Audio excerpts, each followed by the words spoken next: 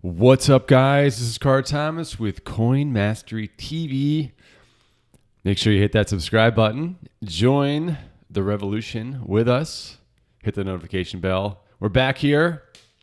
Wednesday. Took the day off yesterday because I was in meetings.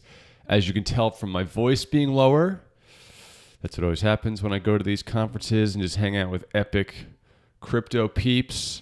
Do a lot of talking. So today what we're talking about is what's going on with this delicious little red bar as we approach the new potential retracement level, the 618 retracement level. And I also want to look at a few different ways to look at this chart, what this means for you guys, for the average investors, at least in my opinion.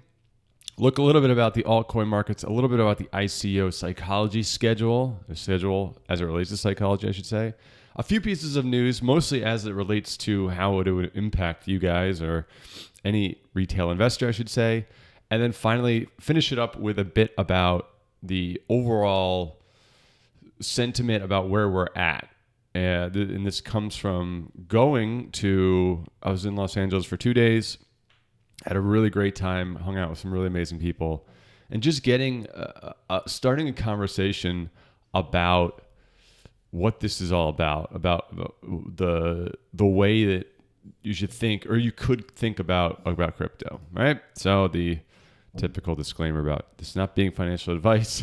This is all my own opinion. I just got to say that for obvious reasons. Now, let's look at Bitcoin for a second. I'm going to focus on Bitcoin, right? We've been looking at this retracement, and you can see here on the 1 day, TradingView updated their CSS a little bit. Looks nice. And you can see how we are on our way down to this resistance level right around 94.60, give or take, depending on how you draw your retracements. And it didn't quite get all the way down there, but we had a huge sell-off yesterday mostly, and we'll get into why that is. A lot of it was Tether, a lot of it was the SEC, a lot of it was just overall news, fear, uncertainty, and doubt. But what I thought was really interesting, and this comes down to your own technical analysis and how you want to do this. I drew this retracement from the 3,000 level, which happened in September. And if you go back to some of these different bull runs, I guess you would call it, and this is not necessarily accurate, or I shouldn't say accurate. This is just a different way to look at it based on a larger trend. When you get into the bigger stuff, these retracements, it's typically better to do things like channels or parabolic type of graphs. But I like to do this just as a point of reference, right? Just to see if I'm missing something and look through TradingView to see if anybody else has done this too, right? So when you go down to the 1760, which was the July dip, you can start to see how these retracement lines look on the chart. And one thing is, you always want to look at the chart as it relates to your opinions and not try to force your opinions into the chart. So it's really important to do on things like this. But if you go all the way back to the January levels, or I should say, right around January, we had a bit of a dip back to 720. You could start to see that there are some new retracement levels on a much larger time frame. Right? So if we're looking at the daily and we went back to January, let's just say we went from over the course of 2017 and we did that retracement, you can see that we're actually hovering right around the 50% line. Okay, I'm not saying this is necessarily the best way to do it. I'm saying if you go on a longer trend, you start to see different retracements happening for the chart. And that's just really helpful, at least for me, to give me perspective on the bigger picture of what's happening here. You always want to zoom out. You always want to get a different set of data, because if you just look at one set of retracements, you're just going to get one set of conclusions, and you may only get one real outcome from it. So I look at that, and what this means to me, I have no idea if this is what's going to happen, is that we will continue to see this consolidation happen maybe for longer than we think, maybe for weeks, maybe for another couple months.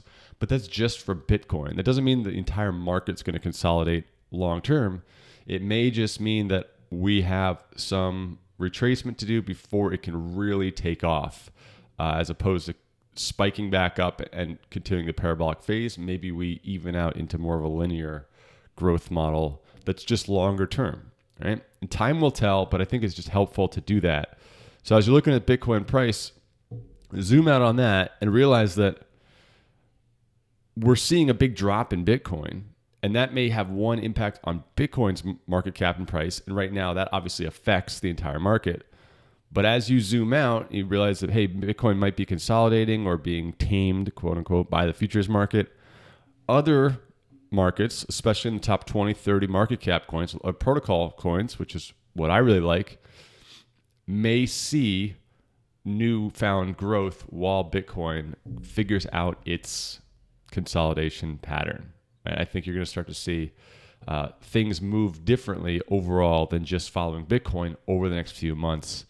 And not to get hung up on this, even though it drives USD prices, I think that that's going to change maybe sooner or more efficiently than Bitcoin's price changing. So I'm just watching that, honestly. I personally, if you've been watching this channel, you know that 4,900 would be kind of a very emotionally hilarious thing if those bids did actually fill. And it wouldn't be crazy. And if that freaks you out, you've got too much money in the market. I'm sorry, but it's true. Like everyone says, you should only invest how much you're willing to lose. It's a truth. It's true, right? That's why people say it.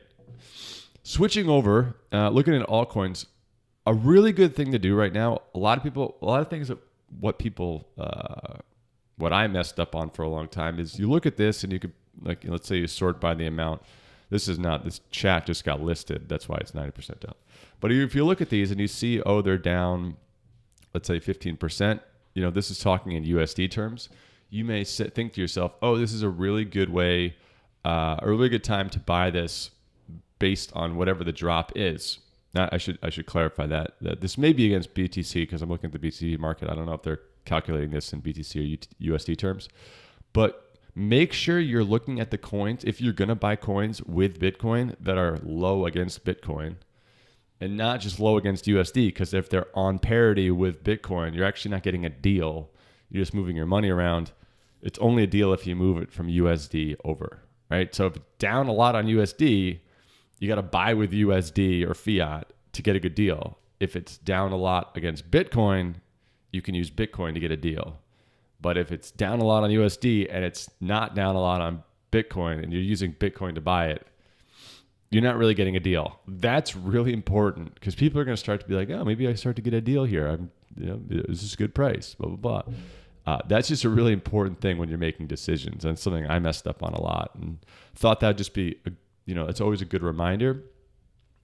Do I know which is the best deal? What's the best tips? No, I haven't, because honestly, for the last 2 days, I haven't been too involved in the altcoin stuff. But that's the big thing, is not necessarily what you're buying, it's how you're making the decision to buy it, because that's how you build a real strategy. That's how you build real portfolios and wealth and protect yourself, not only from downside, but give yourself real upside potential. You're actually buying deals. You're not just buying numbers. Now, the other thing that's happening is we're going to start to see a lot of ICOs hitting the market, right? Like Polymath went out today. A handful of others are going out on February 1st. Tokens will be released. They'll go on some of these exchanges. And what's really interesting, and I tweeted about this a little bit, I'm fascinated with the idea of the macro hype cycle, right? So if you look at Bitcoin, there's not a lot of hype right now. There's a lot of kind of like uncertainty. There's a lot of people, I don't think there's a lot of doubt yet about Bitcoin failing, except for the people who are just haters, in the greater community of the world, whatever, screw them. I think there's just a lot of people that are like, when's this going to end? What's going on? Is this coming back? When's it coming back? How big is it going to come back? And when you have that and you look at the ICOs, you realize that a lot of the arbitrage from ICOs gets absorbed from that lack of euphoria. So when the ICO tokens hit the exchanges, or even Ether Delta, there's not this huge premium. And I think that it's important to separate the two pieces of the puzzle as it relates to ICOs. And I'm saying this because I've been researching so much about ICOs the last 3 weeks, and that's going to be a big thing that we talk about the next week or two, is research process, how to evaluate ICOs and things like that. But there's two big pieces. There's the venture capital idea where you identify a company early, you get a potentially better deal on the company early, especially if you get into pre-sale, private sale, or even equity sale. And then even on the ICO, you can get early access to a good product. The other side is the speculator's game, which is the hype cycle, which is there's so many people that want this coin. It hits the exchange. There's a huge launch and it goes up 300, 400%, and people seemingly make a ton of money very, very quickly. And the speculator game is all about timing, right? I mean, you can try to do marketing and you can try to push it and you can try to hype it up. But if the overall sentiment is not where you need it to be, it's very difficult to get that arbitrage, which is why it's not really a strategy. It's a tactic. Versus when you do your research and you invest in ICOs, the first week or two, it doesn't matter. Like let the price discovery happen. It's gonna probably fall under where you'd like it to be, and that's okay. Because when things start to do ramp, if you invested in something that is good, that isn't just about hype, it will exceed, or hopefully, I mean, that's the hope, right? No one knows, but it would exceed the the Bitcoin or the Ethereum index that you invested, right? If you used Ethereum to invest, you beat Ethereum. That's really the goal from a price standpoint. So keep that in mind. If you're in ICOs and they launch and Bitcoin's bombing, there's all this FUD, don't get discouraged about the arbitrage not being in place. That's just the timing of the market. It doesn't mean that the coin is screwed or the company is changed. It just means that the cream that gives you that arbitrage isn't necessarily available immediately. So I think that's just a really important point, because I think a lot of people get confused about ICOs being all about the hype. And what you realize, especially when you go to these pitches and when you start researching and talk to the teams, that the real companies, you treat it like venture capital. It's an actual company that has a long-term plan. That's the hope. And if you're investing stuff that doesn't have that, that's complete gambling in my opinion. All right. A couple pieces of news that I think are just important for anybody who hasn't been following the news. The SEC, part of the big part of this dip, I would say, from a macro standpoint, is that it seems like the U.S. government in particular, but everybody is coming at crypto at once, right? So you're seeing the SEC come out and they're taking down one of the biggest ICOs called Arise Bank. They did $600 million. I didn't even know who these guys. I had no idea that this was a $600 million ICO.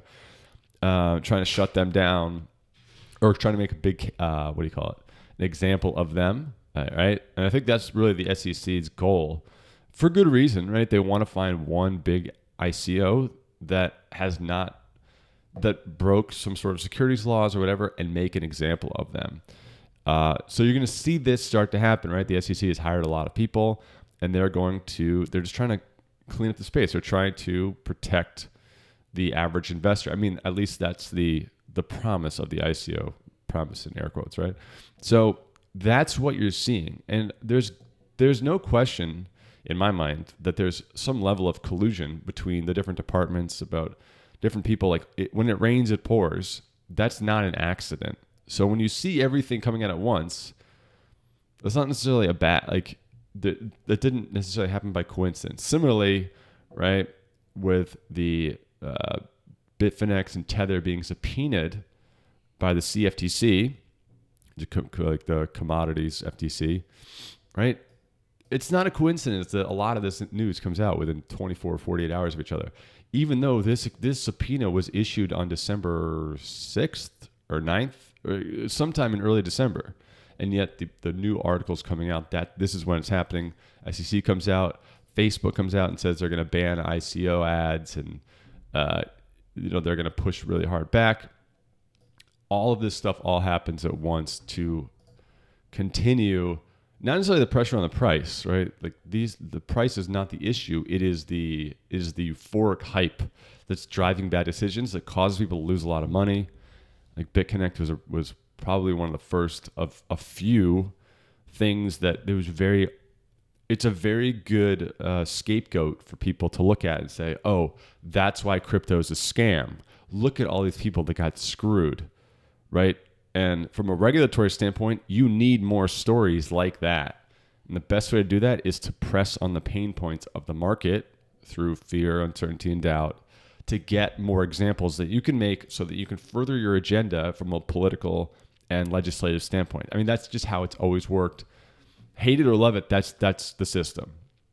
And so that's what's going on, at least in my opinion, as we watch this price go down, right? So on a more of a, not positive note, but a more of a medium note, is the South Korea finance minister came out, and this was kind of a long time, we kind of all knew this was going to happen. They said they're not going to ban cryptocurrency, they're just going to regulate it, KYC, all that sort of thing. And so this didn't really impact the market that much because last week or 2 weeks ago when a lot of the South Korea stuff started to come out, we kind of knew this was coming, especially with China leading the way. And so if you guys have been watching this video or listening on the podcast for a while, you can see the dominoes happening from a regulatory standpoint. So we saw China first. We saw Japan and South Korea with regulations and how they're coming out, how to try to deal with it. You're seeing companies in Europe. The next and probably the final big one is the United States. And we're starting to see the United States clean house, so to speak, or at least try to have some level of control and regulation over this. And what I would, in my opinion, it's because before it gets out of control, which is a very crude way to put it, but I think that's how they're viewing it. So I'm not necessarily saying I agree with this or I like any of this. I'm just saying that it was inevitable, and it's good to just get this done and get it out of the way. And I think that we will just continue to see this affect price, maybe affect volume. But in the background, aside from the price, the ecosystem, the development, the institutional investment side, like there's so much pressure building. So as this regulation goes down, as the headlines go live, as things happen, there is still a monumental amount of demand building. And this will not kill the demand. This is just going to control how loose that demand can be. And so, if this is getting to you, or you're worried about Bitcoin or the price or whatever, like I said, probably have too much money in the market to begin with, which is something you should address in your own way. And I think the second piece is this: they're not trying to kill crypto. They're not trying to end it. This isn't, or at least not yet. They're trying to regulate it. And in a speculative market, which is what this is, that translates into price action. That's why watching the charts allows you to you can really cut through a lot of the BS. So overall, it is what it is. We knew this was going to happen. We knew the dips were going to come.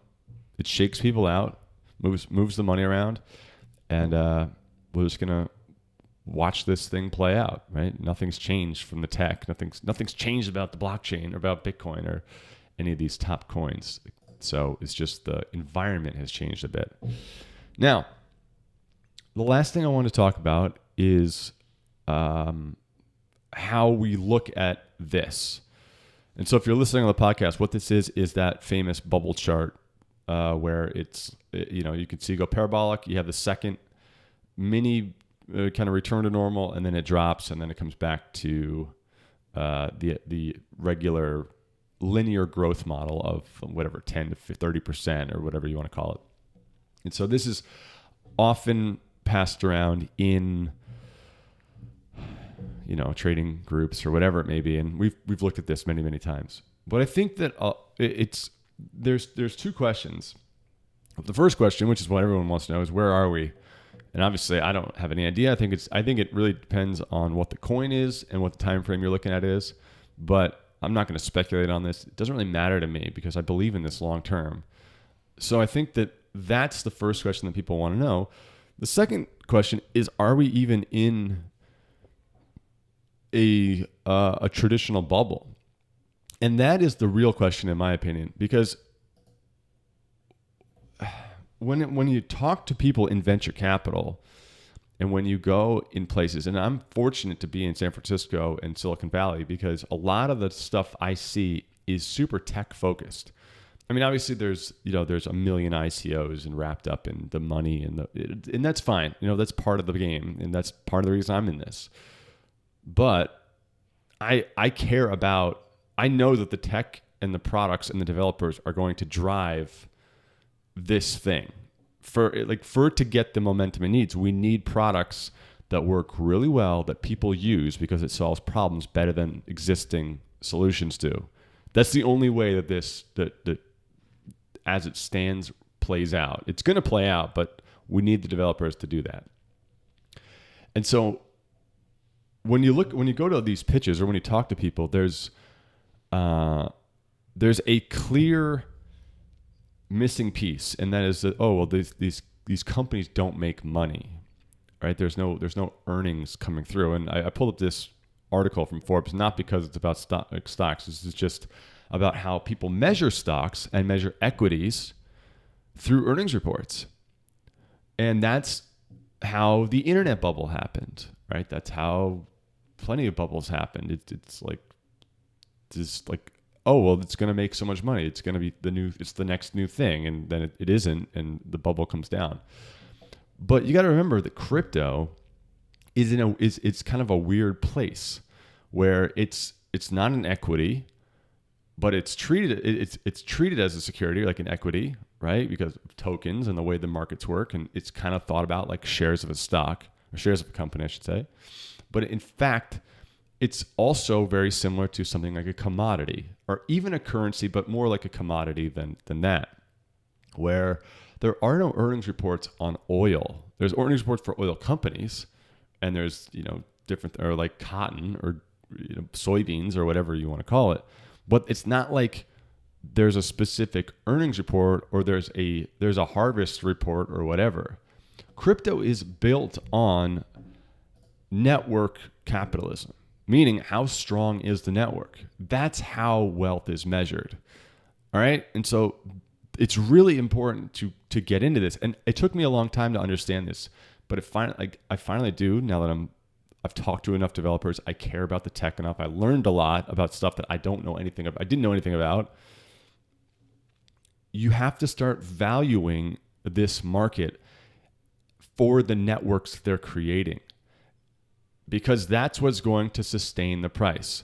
Okay, so when you look at any price on any coin, let's use Bitcoin for example, it's supply, where supply meets demand, right? And right now we've got the supply. You can make a coin, you can throw it out there, you can put a website up, you've got the supply, and then the demand comes from the million different things that get people excited about a coin. One, it could be hype. Two, it could be the story that they tell themselves about the coin. Three, it could actually be the coin does something that they really want and or need. All those things can drive the demand that meets the supply and creates the price. Okay? The more people in that network that need or want the token or the coin, whatever it may be, create a stronger demand curve, meaning the price will have a stronger staying power. If it dips, there'll be more buying action because people want that thing. Okay, that whole ecosystem, velocity of money, supply, demand, that becomes the new way to measure wealth, because you're replacing earnings reports and networks that create value through things like advertising or whatever. You're replacing that with the market economics, the token economics. You're saying, Facebook is saying, hey, we earned $3 billion this year on ads, and Bitcoin is saying we have this many transactions and this many people using the token and this much demand. Like, this is how strong our demand curve is. And so when you break it all down into tokens and you look at the market economics, that determines the price. So Facebook gets price determined by their earnings reports, whatever. Bitcoin and cryptocurrencies get their value based on how much people use it, how much people want the token for utility sake, right? And that's the big thing. And so when you look at these bubble charts, I should say, when I look at these bubble charts, this is just my opinion, obviously. Obviously, there's going to be a bubble, but that's a price action bubble. That's a speculator's bubble, and that's okay. I mean, it's going to happen. People come in, they treat crypto as if it's an equity thing. But the big picture is that this is just a different way to measure wealth. It's very hard for 99.99% of people. Even most people in crypto don't think about it this way. That cryptocurrencies, it's changing the way we are measuring what's valuable. For example, Brock Pierce, who's famous in the crypto space, he's trying to change the way people think about being a billionaire.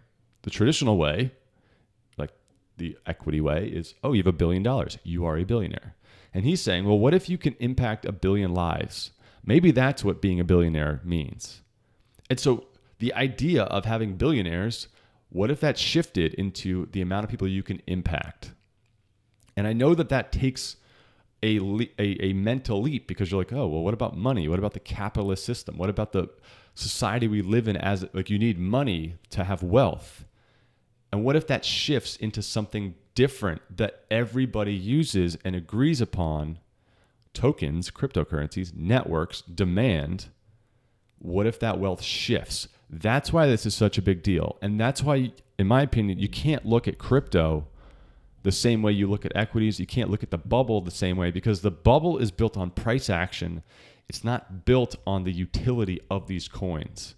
And that's a huge difference. That's why we're still so ridiculously early in this, right? I don't really care about these bubble charts, because I know we're still trying to figure out the protocol level on what we're even going to use, right? Like, what is this thing going to be built on? What are the different economies going to be built on? Are they going to be built on Bitcoin, Ethereum, Neo, Stellar? Like, it's probably going to be a little bit of all of them, right? Nobody really knows yet.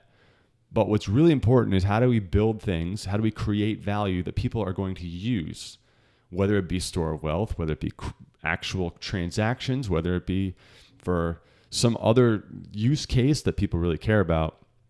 But that is the big thing. That's the big idea. And that's the thing that I see so many ICOs and people in crypto, and people not in crypto, like hating on crypto, they don't see that big idea, that shift from equity capitalism to network capitalism, or at least they compare the two.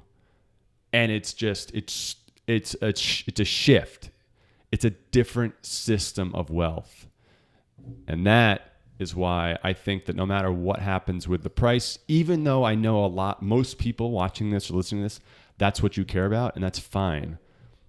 But I'm telling you, when you look at when we look back at this in 20 years, the price bubbles will pale in comparison to the tokens and the winners within cryptocurrency. And the most important thing for us is to get the momentum to blast through anything that could really kill those demand curves, whether it be from a regulatory standpoint or just from an interest standpoint. That's why I think it's important to care about things more than just price. I don't care if you want to make a ton of money, great. But realize that that's only one piece of the puzzle, because if you're trying to make a lot of money for the old system, you're inevitably going to get screwed anyway. Like, you got to care about this new ecosystem, because that's where the wealth is going anyway. Like, what's cashing out really mean, right? That's the big question. So anyway, this is just the kind of stuff I've been thinking about, because this is just what's really going on. And I just saw a lot of that being missed under the guise of price, about making money. And it's, it is what it is, but I think that it's important to bring that up. And it's an interesting idea. So we'll leave it at that. It's great to be back. We're going to do a live stream on Friday. Just FYI, I'll let you guys know what time, probably around 10, 11 o'clock Pacific, but I will let you know. I think that's going to be helpful to start doing those. And keep an eye out for some helpful tips on getting into ICOs, doing pre-sales, how to reach out, things like that. I've invested in a few ICOs, but I'm very apprehensive about telling people, especially when you can't buy it, because that seems, like, I mean, I'm happy to tell you, but I'd rather show you how to get involved in ones going forward that you can participate in, especially if you're not accredited or whatever in the US. So I hope that's helpful, guys. I will catch you tomorrow. As always, peace out.